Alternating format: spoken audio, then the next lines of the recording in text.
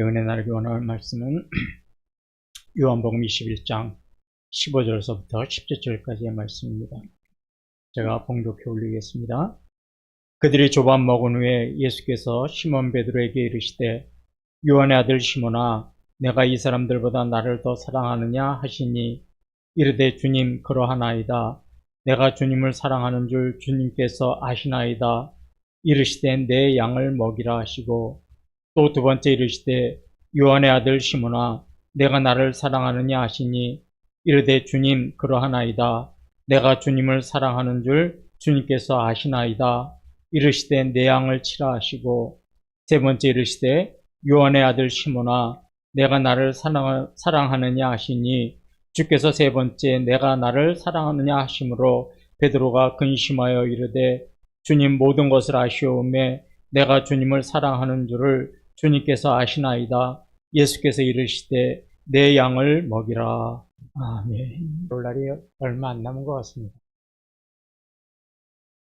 그럴수록 우리가 더욱더 정말로 열심을 내야 되고 하나님 앞에 오셨을 때 우리가 무엇으로 무슨 달란트를 내놔야 될지 여러분들이 고민을 해가면서 충성을 해야 될 줄로 믿습니다.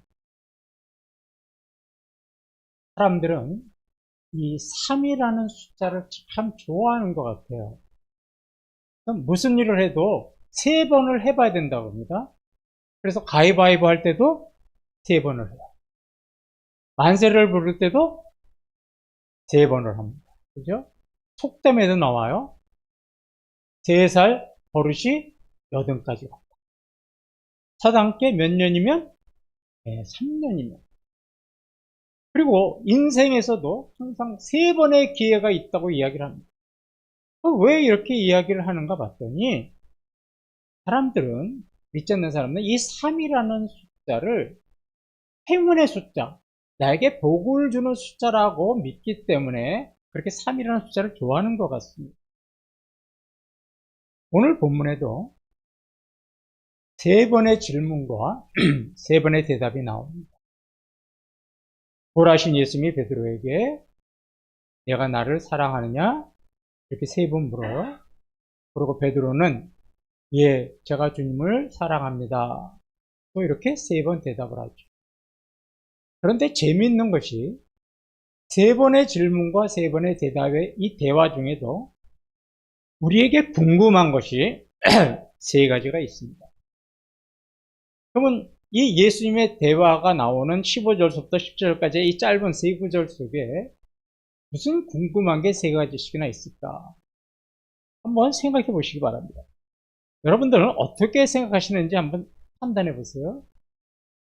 부활하신 예수님과 첫 번째 궁금증입니다. 부활하신 예수님과 베드로가 대화를 했죠. 이 대화가 제자들과 함께 있는 자리에서 한 대화일까요? 아니면 따로 떨어져서 두 사람만 있는 곳에서 대화한 것일까요?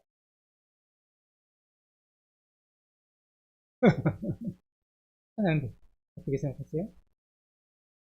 제자들과 조반을 먹은 후에 그렇게 나온단 말이에요. 그러니까 같이 그 자리에서 한 얘기일까요? 아니 따로따로 한 얘기일까요? 대답이 둘로 갈려요. 그죠? 자, 그럼 두 번째 궁금증입니다. 15절을 한번 보시기 바랍니다. 그들이 조반 먹은 후에 예수께서 시몬 베드로에게 이르시되 요한의 아들 시몬아 내가 이 사람들보다 나를 더 사랑하느냐 하시니 이르되 주님 그러하나이다. 내가 주님을 사랑하는 줄 주님께서 아시나이다. 이르시되 내 어린 양을 먹이라 하시고 예, 예수님이 베드로에게 내가 이 사람들보다 나를 더 사랑하느냐 물으셨어요. 이 사람들이 누굽니까? 같이 조반을 먹었던 제자들이죠. 제자들보다 내가 너 더 사랑하느냐? 이렇게 물으신 거예요. 그런데 여러분이 갖고 있는 성경책 한번 보세요. 성경책을 보세요. 이 사람들보다라는 앞에 작은 숫자가 하나 적혀 있죠. 거의 1번이라고 적혀 있을 겁니다. 그죠? 그러면 여러분 성경책 제일 밑에 가보세요. 1번이라고 적혀 있는데 뭐라고 적혀 있습니까? 이것들 보다라고 나와요. 그러니까 이게 무슨 말이냐면 성경이 이렇게 전래돼서 내려오다 보니까 어떤 성경에는 이 사람들보다라고 적혀 있는 성경도 있고 또 어떤 성경에는 이것들보다라고 적혀 있는 성경도 있다라는 거예요. 그러면 예수님께서 이 사람들보다 나를 더 사랑하느냐 이렇게 물을 수도 있었던 것이고 또 이것들보다 더 나를 사랑하냐고 물을 수 있는 거죠. 그러면 예수님께서 베드로에게 베드로야 너 이것들보다 나를 더 사랑하느냐라고 물으셨다면 이것들은 뭘까요? 베드로 주변에 있던 배, 그죠? 그물, 물고기죠. 즉 베드로가 생업에 관련된 것들입니다. 베드로에게 예수님이 이렇게 물어본 거가 되는 거예요. 베드로야, 너 물고기를 잡고 먹고 사는 그것들보다 나를 더 사랑하느냐? 이렇게 물으신 것도 되는 거예요. 자, 그럼 여쭤보겠습니다. 어떤 질문이 맞는 질문일까요? 어떤 질문을 하신 걸까요? 쟤들보다 더 나 사랑하냐? 아니면 먹고 사는 것보다 나를 더 사랑하느냐? 그렇게 물어보신 걸까요?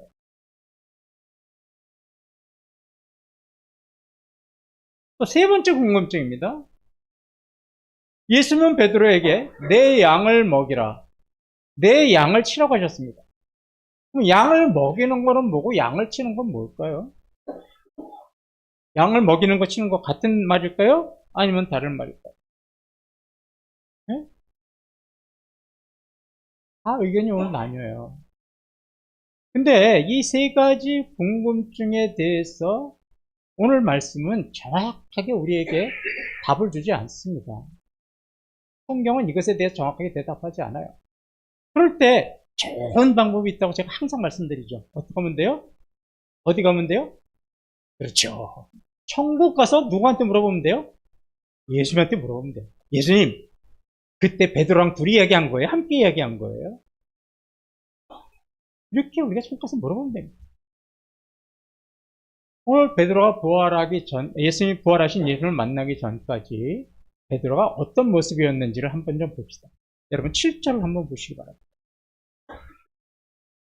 예수께서 사랑하시는 그 제자가 베드로에게 이르시되 주님이시라 하니 시몬 베드로가 벗고 있다가 주님이라 하는 말을 듣고 겉옷을 두른 후에 바다로 뛰어내리더라. 예, 베드로가 이제 육지에 있는 사람이 그물을 오른편에 던져라고 이야기한 사람이 부활하신 예수님이라는 것을 알고는 다급하게 바다로 뛰어들어서 예수님에게 갔습니다.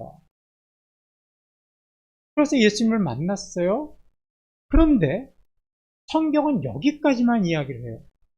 베드로가 부활하신 예수님을 만나서 무슨 이야기를 했는지는 전혀 기록되어 있지 않습니다.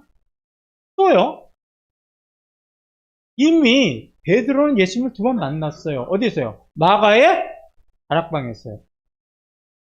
그때도 베드로가 무슨 말을 했는지는 전혀 기록되어 있지 않아요. 베드로는 예수님을 3번이나 만났는데 무슨 말을 했는지 전혀 성경에는 기록이 없습니다.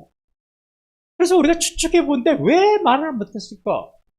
왜 말을 못했을까요? 지은 죄가 있어서 그런 거예요. 결정적인 순간에 예수님을 3번 부인했기 때문에 베드로는 아무 말도 할 수 없었던 겁니다. 그저 부끄러움과 죄송함 때문에 베드로는 고개를 숙이고 있었는데 그런 베드로에게 부활하신 예수님이 먼저 말씀을 꺼내셨어요. 베드로야, 내가 이 사람들보다 나를 더 사랑하느냐? 이렇게 물으셨을 때 이 질문은 베드로의 그 지울 수 없는 아픈 상처, 예수님을 부인했다고 하는 그 아픈 상처를 아주 깊이 찌르는 질문이었을 거예요. 예수님은 베드로에게 이렇게 질문한 걸까요? 베드로에게, 베드로야, 너 나랑 3년이나 생활했지 않니? 그런데도 네가 나를 모른다고 부인할 수 있니? 베드로야, 내가 어디를 가든지 너는 끝까지 나를 따라온다고 하지 않았니? 그런데 어떻게 너 나를 배신할 수 있니? 이렇게 책망하는 질문이었을까요? 만약에 예수님이 그렇게 책망하는 질문이었는데도 불구하고 베드로가 뭐라고 대답해요? 네, 주님, 저는 주님을 사랑합니다. 이렇게 대답했다면 베드로는 아주 뻔뻔한 사람이죠. 그죠? 사과할 줄도 모르고 아주 몰상식한 사람이 되는 거예요. 그런데 부활하신 예수님이 질문한 것은 베드로를 책망하는 질문이 아니었습니다. 제가요, 예를 하나 드려드릴게요. 쉽게. 중학교에 다니는 아들이 크게 사고를 치고 집에 들어왔어요. 집에 들어오자 어머니가 아들아, 나는 너를 사랑한단다. 이렇게 물으면서 너도 나를 사랑하니? 이렇게 물었습니다. 자, 그러면 이 질문의 의도, 어머니가 사고친 아들에게 너 아직도 나를 사랑하니? 라고 물은 질문은 어떤 의도였을까요? 제가 두 가지를 말씀을 드려볼게요. 첫째, 너 나를 사랑한다면 네가 어떻게 그런 사고를 치고 다닐 수 있니? 이렇게 질문할 수 있는 거죠. 책망의 질문일 수도 있어요. 두 번째는 이런 질문일 수도 있어요. 아들아, 내가 너를 얼마나 사랑하는지 아니? 내가 너를 낳을 때 참 많이 고생했다. 그리고 너를 키우기 위해서 나는 지금도 많은 애를 쓰고 나는 지금도 너를 사랑한단다. 이런 의도로 한 말씀일까요? 1번, 2번. 마음이 완악한 사람은 1번, 마음이 좋은 사람은 2번. 네. 아들을 진짜로 사랑하는 어머니라면 1번보다는 2번의 의도를 가진 질문일 거예요. 예수님도요, 같은 마음이셨어요. 베드로야, 내가 너를 얼마나 사랑하는지 아니? 나는 너를 위해서 십자가에서 죽었어. 그리고 너에게 부활의 산 소망을 주기 위해서 나는 3일 만에 부활했단다. 이렇게 말씀하신 거예요. 예수님께서 베드로야 나는 너를 사랑한다라는 것을 3번이나 물으신 것은 왜 이렇게 반복적으로 3번이나 물으셨을까? 베드로에게 내가 얼마나 나를 사랑하는지, 내가 너를 얼마나 사랑하는지를 알려주시는 말씀이었던 거예요. 그러니까 3번이, 3번이나 가슴을 찌르는 그 상처를 아주 파헤치는 그런 질문이 아니라 3번이나 사랑한다라는 것을 알려주시는 질문이었던 거예요. 그래서 베드로는 예수님이 네가 나를 사랑한다는 질문이 베드로야 나는 아직도 너를 사랑한단다. 네가 그런 잘못을 했음에도 불구하고 나는 너를 아직도 사랑한다라는 것을 알았기 때문에 그는 뭐라고 대답한 거예요? 예, 저도 주님을 사랑합니다. 이렇게 대답을 하는 거예요. 근데 이 대답은요, 과거에 베드로가 큰 소리친 대답이 하나 있었죠? 뭐예요? 예수님이 어디 가든지 나는 따라갑니다. 다른 사람이 다 부인해도 나는 주님을 부인하지 않겠습니다. 이렇게 허세 반은 큰 소리 땅땅 쳤던 그런 대답과는 차원이 다른 대답입니다. 이거는 정말로 예수님이 나를 사랑하신다는 것을 알았기 때문에 정말로 진실하고 정말로 겸손한 대답이었던 거예요. 한번 생각해 보세요. 내가 저희 집사람에게 당신 나 사랑해? 이렇게 물었습니다. 근데 나는 저희 집사람을 사랑하지 않으면서 집사람 보고 나를 사랑하라고 이야기한다면 이게 말이 됩니까? 내가 저희 집사람을 사랑하지 않으면서 집사람이 나를 사랑하기를 바라는 것. 이것처럼 이기적인 사랑이 어디 있어요? 이것처럼 몰상식한 사람이 어디 있습니까? 사랑을 받으려면 먼저 자신이 어떻게 됩니까? 사랑을 해야 되는 거죠.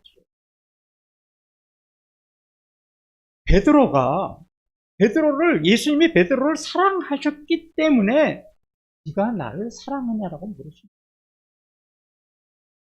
그래서 이 질문은요, 베드로야, 나는 너를 사랑한다. 너 아직도 나를 사랑하고 있지? 4번이나 이렇게 물으신 거예요. 이 세 번의 질문에 베드로의 상처받은 영혼은 완전히 치유됐어요. 그래서 사도행전 이후에 베드로의 행적을 보면 베드로는 이 문제를 한 번도 거론한 적이 없습니다. 왜요? 말끔하게 자신의 상처가 회복이 되었다는 거예요. 여러분, 저와 여러분 이 세상에 살면서 정말 이런 일 저런 일로 많은 상처를 받습니다. 가정에서도 상처를 받아요. 부부 사이에서도 상처를 받습니다. 부부와 자식 사이에서도 상처를 받아요. 직장에서 상처를 받는 거는 말할 것도 없죠. 심지어는 교회에서도 상처를 받는 사람들이 많아요. 교회에서 함부로 하는 말, 무심코 지나가는 말, 무심코 하는 행동에 의해서 상처받고 교회를 떠나는 영혼이 얼마나 많은 줄 아세요? 우리는 이런저런 모양으로 상처를 받습니다. 그러면 그 상처를 해결하는 가장 좋은 방법이 오늘 베드로와 예수님의 대화예요. 베드로의 상처가 어떻게 치유됐습니까? 예수님이 나를 사랑한다는 것을 알았을 때 상처가 치유됐어요. 그러면 우리가 이 세상에서 받는 가정이나 교회나 직장이나 뭐 사업장이나 어디서 받는 상처도 어떻게 회복될 수 있는가? 이렇게 상처받은 영혼, 이리 치고 저리 치이고 정말 쪼그라지고 쭈그러져서 쓰러지고 지칠 수밖에 없는 내 혼의 상처의 회복은 무엇으로만이 치유될 수 있어요? 그럼에도 불구하고 하나님은 나를 사랑하신다는 거예요.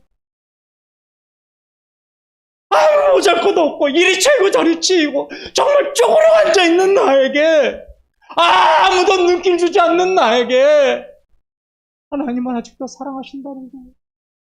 우리가 그거를 알면 마음의 상처가 회복되는 거예요. 사람에게서 회복될 수 없어요. 우리 몸이 병들고 지쳐서 아무도 쳐다보지 않지만 그 가운데서 하나님은 나를 지켜보고 계시고 나를 사랑하신다는 것을 우리가 느껴지면 우리의 병도 회복되는 거고 우리의 영혼도 회복되는 거예요. 여러분, 마음에 상처 계시죠? 그 상처가 하나님이 여러분을 얼마나 사랑하시는지를 깨닫고 나서 그 상처가 회복되시기를 주님의 이름으로 정말 간절히 소망합니다. 그래야 회복되는 거예요.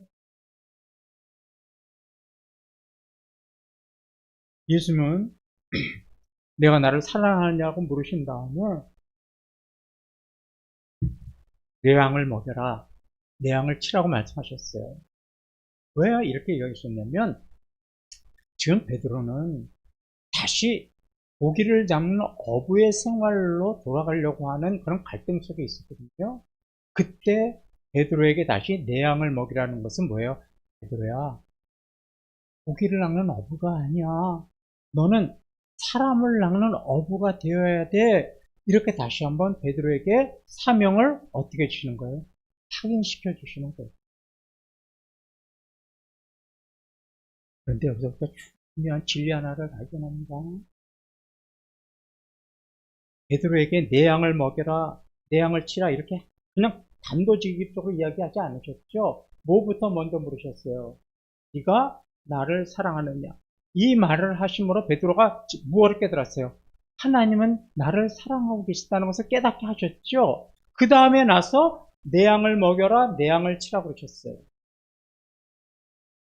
이 말은요, 우리가 주님의 일을 어떻게 해야 하는지를 알 수 있는 거예요. 우리가 교회의 일을 어떻게 해야 하는지를 알 수 있는 거예요. 우리가 보냄받은 사명을 어떻게 해야 하는지를 알려주시는 거예요. 우리는 교회에서 헌신하거나 봉사하거나 전도할 때 봉사 열심히 하시네요, 헌신 잘하시네요, 전도 잘하시네요 이러면 항상 열의 8명은 이렇게 대답합니다. 나는 주님을 사랑하기 때문에 헌신합니다.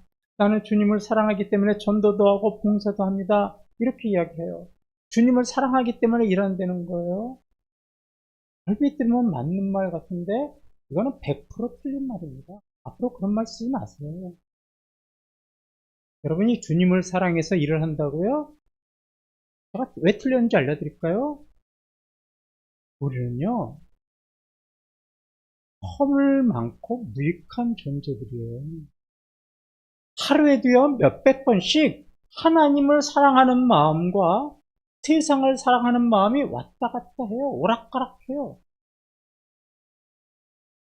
기분에 따라서 오늘은 기분이 좋으면 봉사해요. 오늘은 기분이 나쁘다고 어떻게 돼요? 봉사 안 하고 집에 가요. 이게 저와 여러분의 모습이에요. 근데 내가 주님을 사랑해서 봉사하고 헌신하고 전도한다고요? 이것처럼 교만한 말은 없습니다. 또 그런 말 하지 마세요. 우리가 봉사하고 헌신하고 전도할 수 있는 거는요, 주님이 나를 사랑하시기 때문에 하는 거예요. 근데 우리는 거꾸로 이야기를 해요. 아우, 저는 주님을 사랑해서, 이거는요, 딱 어떤 소리예요? 아유, 나 교만해요. 이런 소리. 주님이 사랑하시는 걸 알기 때문에 우리는 하는 거예요. 내가 주님을 사랑해서 교회를 하는 게 아니라 주님이 나를 사랑하는 것을 알기 때문에 그 받은 은혜가 얼마나 크고 놀랍고 나같이 벌레만도 못한 존재를 주님이 사랑하시는 걸 알기 때문에 내가 그 은혜에 어떻게 보답할까? 이 마음으로 우리는 교회 일을 하는 거예요.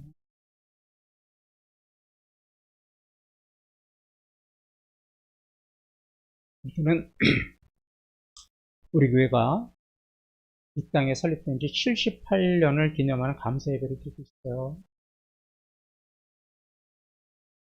그런데 한 주간 참 마음이 무거웠습니다. 말씀을 준비하면서 마음이 무거웠습니다. 보시다시피 우리 교회는 78년 된 교회치고는 너무나 부끄러운 모습입니다. 주님이 원하시는 만큼 부흥한 것도 아니고 성장해 있는 모습도 갖추고 있지 않습니다. 오해하지 말고 들으십시오. 제가 이 교회에 와서 제일 많이 들은 말이 무슨 말인지 아십니까? 우리 교회 역사 오래됐다는 자부심의 말을 참 많이 들었습니다. 우리 교회 해방된 해에 세워진 교회라는 자부심 많이 들었습니다. 두 번째 많이 들은 말이 뭔지 아십니까? 그럼에도 우리 교회가 많이 어려운 것은 어떤 목사님 때문이었습니다. 어떤 권사님 때문이었습니다. 어떤 장로님 때문이었습니다. 어떤 집사님 때문이었습니다. 대놓고 저한테 이야기하시는 분들이 대다수였습니다. 아니에요. 아니에요. 목사님, 장로님, 권사님, 집사님 때문에 우리 교회가 아직까지도 부흥하고 성장 못한 거 아니에요. 그건 여러분들의 변명이에요. 저의 변명이고요. 그러면 장로님과 권사님들이 집사님이 하실 동안 여러분들은 뭐 하셨습니까? 네? 여러분들은 뭐 하셨어요?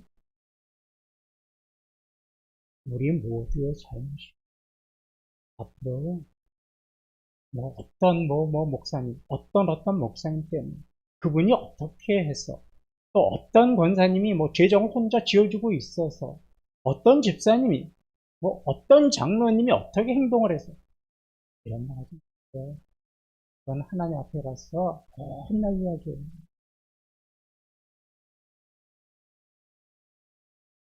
주님이 저하고 똑같은 말씀하시지 않을까요? 그런 만큼 너는 뭐했니? 네? 그동안 뭐했니? 그동안 뭐했니? 그럼 여러분 뭐라 하실 거예요? 그 장로님 때문에요. 이렇게 하실 거예요?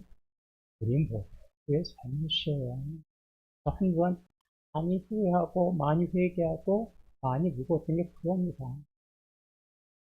왜요? 저 그 말에 위안을 받았거든요. 그래. 우리 교회가 이렇게 아직까지 부흥하고 승리 못하는 거는 그 목사님 때문이라는 거야.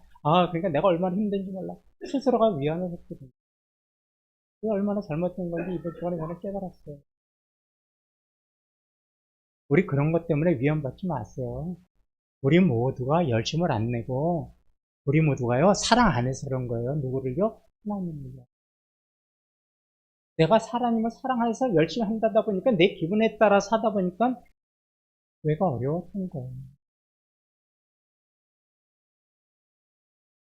그러면 이제 우리 교회가 어떻게 부흥을 하고 어떻게 성장을 해줄까요? 분명히 저한테 약속해 주세요. 앞으로 누구 타셨다는 말 안 하깁니다. 우리 아멘. 아멘. 네, 그러면 누워 침 뱉깁니다. 이 말을 하셔도 돼요. 송 목사가 무능했어. 이 말을 하셔도 돼요. 제가 있는 동안. 근데 제가 떠나고 나면 인사 안 할 거죠? 아멘. 네, 떠나고 나면 하지 마세요. 있을 때는 하세요. 네, 그래 제가 경각심을 느끼니까. 저한테는 하셔도 돼요. 네, 떠나시면 맨날 하세요. 그럼 우리가 어떻게 교회 부흥할까요? 우리 로마서 8장 28절 우리 다 같이 한번 읽어볼까요? 로마서 8장 28절 시작. 우리가 알거니와 하나님을 사랑하는 자, 곧 그의 뜻대로 부르심을 입은 자들에게는 모든 것이 합력하여 선을 이루느니라. 예, 우리 교회가 부흥하고 성장하기 위해서는 여러 가지가 있지만요. 제일 먼저가 뭐냐면 하나님을 사랑하는 자가 되어야 돼요. 그러면 하나님을 사랑하려면 어떤 성도가 하나님을 사랑합니까? 하나님이 자신을 얼마나 사랑한지를 아는 자가 하나님을 사랑하는 거예요. 우리가 먼저 사랑했습니까? 하나님이 먼저 우리를 사랑했습니까? 그러니까 이게 순서가 돼야 되는 거예요. 내가 하나님을 사랑했기 때문에 하나님이 나 사랑한 거 아니죠. 그죠?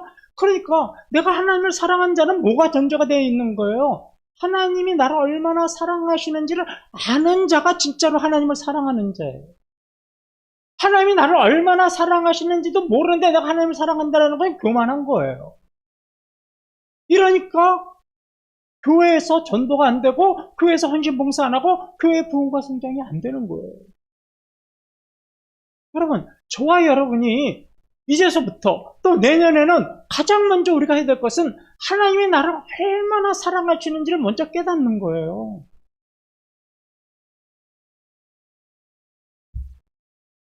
그러면 두 번째 보세요.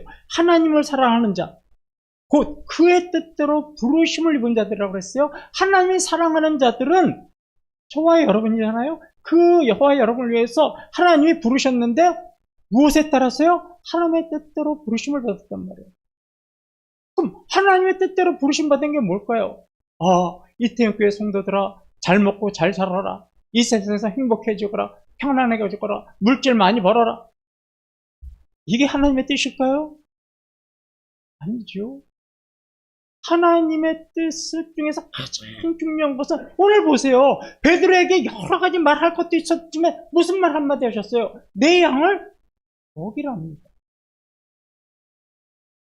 그러니까 저와 여러분이 하나님께서 부르신 이유는 뭐예요? 양을 먹이는 거예요. 양을 치는 거예요. 제가 한번 여쭤보겠습니다. 교회의 목자는 누굽니까? 교회의 목자가 누구예요? 이분이 뭐라 그래요? 아니요. 교회의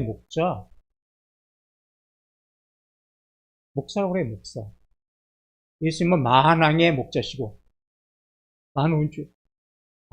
교회 목자님 계세요? 또 이렇게 물어보는 데 있어요. 네. 어떻게 보면 맞습니다. 그런데요, 교회는 목사만 목자가 되면 망하는 교회예요.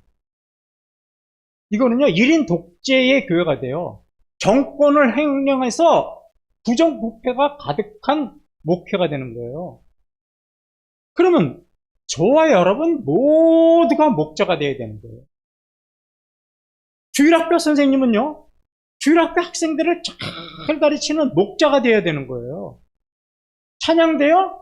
찬양대도 목자가 되는 거예요. 뭐요? 아름다운 찬양, 마음에서 우러나오는 찬양, 정말 영혼에서 울리는 찬양으로 성도들의 영혼을 배불리 채워주는 목자가 되는 거예요. 오늘 주방에서 봉사하시고 오늘 사장실을 청소하시고 바닥을 쓸으시는 모든 분도 목자예요. 뭐예요? 교회에 유익을 끼치고 성도들에게 유익을 끼치는 목자가 되는 거예요. 특별히 우리 모두는 다 이 세상에 죽어져가는 영혼들을 하나님 품으로 인도하는 목자가 되어야 되는 거예요. 이게 하나님이 우리를 부르신 뜻이에요. 그런데 우리가 목자 일을 안 해요. 그럼 누구만 바라봐요? 아예 목사님이 알아서 하시겠지. 목사가 신인 게 아니에요. 우리는 모두가 부르심을 받았지 저만 부르심을 받은 게 아니에요. 그러니까 권사님들 이런 얘기 하지 마세요. 아, 나는 나이가 들고 나는 이걸 몰라서. 나는 장로니까. 이런 말 하지 마세요. 우리 모두는 목자로 부름받은 사람. 그래서 양을 돌볼 책임이 있는 거예요. 주어진 일에 충성을 다해야 됩니다. 사건 목자가 돼서는 안 되고요. 진실하고 참된 목자가 돼야, 우리 모두가 그런 목자가 돼야 우리 이태원 교회가 78년에 걸맞는 교회가 되고 부흥되는 거예요. 제가요, 한 설문조사만 말씀을 드리고 끝내도록 하겠습니다. 어느 교회 연구소에서요, 우리가 이름만 들으면 다 아는, 제가 이름은 밝히지 않을 거예요. 이름만 아는 서울에 있는 어느 큰 교회의 성도들을 대상으로 설문조사를 했습니다. 그럼 이런 거 적을 필요 없어. 그냥 보세요. 그런데 어떤 수치가 나왔냐면 이런 수치가 나왔어요. 이런 수치가. 자, 보세요. 대형 교회의 교인들 중에요. 첫 번째, 25%가 매주 주일을 지키지 않는다. 대형 교회 교인들 중에 20%는 매주 주일을 지키지 않아요. 그러니까 매주 주일을 성수하지 않고 뜨문뜨문 나온다는 거예요. 두 번째, 30%가 뭐냐면 교인들 중에, 대형 교회 교인들 중에 30%가 주중에 기도 생활을 하지 않는다. 주중에 기도하지 않는다는 거예요. 그 30% 중에서 40%가 뭐냐면 놀라워요. 주중에 기도를 한 번도 해본 적이 없어요. 신앙생활하고 세례를 받고 뭐 했는데, 예수 믿고 할 때는데, 주중에, 그러니까 전체 40%가 아니라 주중에 기도 생활 안 하는 사람들 중에 40%가 한 번도 자기는 기도를 해본 적이 없대요. 이 교인인가요? 무늬만 있죠. 네 번째 50%가 뭐냐면요. 50%는 성경을 한 번도 읽어본 적이 없어요.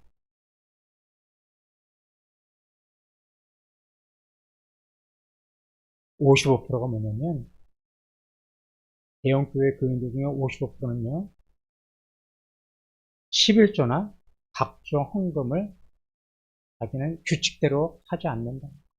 뜨문뜨문한 사람. 여유가 있으면 하고, 여유가 없으면 안 하고. 55%. 절반이 그렇답니다. 70%가 뭐냐면, 교회에서 한 번도 교회에 봉사를 해본 적이 없어요. 85%는요, 한 번도 전도해 본 적이 없는 사람. 근데 몇 프로만 나왔어요? 100%만 나왔어요. 그 대형교회 모든 성도들이 100% 하는 게 있어요. 뭔지 아세요? 천국은 다 가고 싶더라. 이게 한국에서 내놓으라는 서울에 있는 대형교회 성도들의 지금 현황이에요. 우리 대형교회 설문조사하면 어떤 내용 나올까요? 우리는 이런 교회의 모습이 아니라 정말 우리를 향하신 주님의 사랑을 우리가 정말 마음에 가지고 주님의 뜻대로 부르심을 받은 그 사명을 잘 감당하는 교회가 됐으면 참 좋겠습니다. 오늘도 제가 실수를 한 게, 설립 감사 예배를 드렸는데 내가 자리가 비어있는 게 하나님께 너무나 부끄럽고 죄송스러운 거예요. 그래서 막 울컥해가지고 제가 읽을 때를 좀 놓쳐버렸습니다. 눈물이 아프다.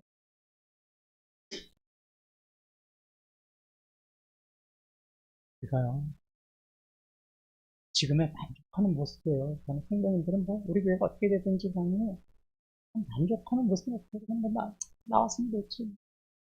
그래서 정말 내년에는 위기의식을 좀 느꼈으면 좋겠어요. 정말로 하나님 앞에서 내가 또 우리 교회가 어떻게 돼야 될까 하는 위기의식을 느꼈으면 좋겠어요. 우리가 그런 마음으로 우리 모두가 목자 역할을 감당하면 우리 교회가 부흥하고 성장하는 것은 순식간일 거예요.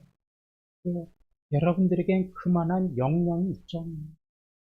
그만한 경륜이 있잖아요. 그만한 믿음이 있잖아요. 우리 내년에는 우리 모두가 참된 목자가 되었어요. 우리 이태원 교회가 부흥하고 성장하는 그런 교회가 되기를 주님의 이름으로 간절히 기원합니다. 다 같이 일어나셔서